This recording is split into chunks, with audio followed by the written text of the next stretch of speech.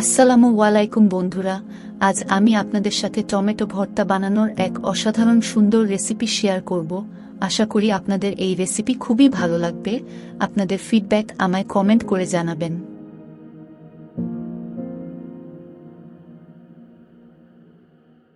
এই সব উপকরণ দিয়েই টমেটো ভর্তা রেডি হয়ে যাবে। সব উপকরণগুলো আগে স্লাইডে বলে দিয়েছি আপনার যদি মনে হয় আপনি নোট করে নিতে পারেন। এবারে কড়াইতে 2 টেবিল স্পুন পরিমাণ মতন সরিষার তেল দিয়ে দিচ্ছি, তবে আপনি উপকরণের পরিমাণ অনুযায়ী তেল কম ও বেশি করে নেবেন।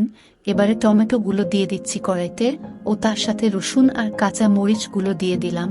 এবারে কড়াইটা ঢাকনা চাপা দিয়ে দেব।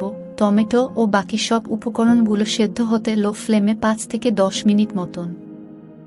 এদিকে আমি পেঁয়াজ, ধনে পাতা ও তার সাথে পুদিনা পাতা গুলোকে ফাইনলি কুচিয়ে নিয়েছি।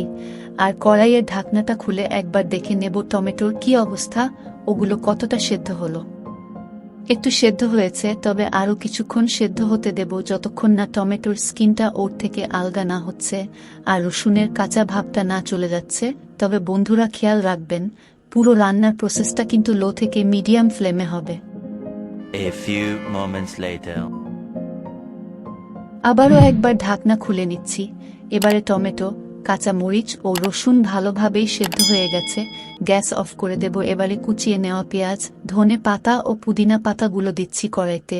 এবারে এই সব কিছুকে খুব ভালো করে ম্যাশ করে নেব, যাতে পেঁয়াজ আর বাকি সব উপকরণ যেন ভালোভাবে মিশে যায় টমেটোর সাথে।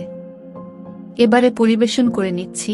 দেখলেন তো বন্ধুরা, কত তাড়াতাড়ি তৈরি হয়ে গেল টমেটো ভর্তার এই সুস্বাদু রেসিপি। আশা করি আপনাদের এই রেসিপি খুবই ভালো লেগেছে। এই রেসিপি আপনারা অবশ্যই ট্রাই করে দেখবেন একবার। আমি গ্যারান্টি দিয়ে বলতে পারি, এতটা সুস্বাদু লাগবে এটি খেতে যে আপনি মুগ্ধ হয়ে যাবেন। আর এই রেসিপি বানানো যে কতটা সহজ তা তো আপনারা দেখেই নিলেন।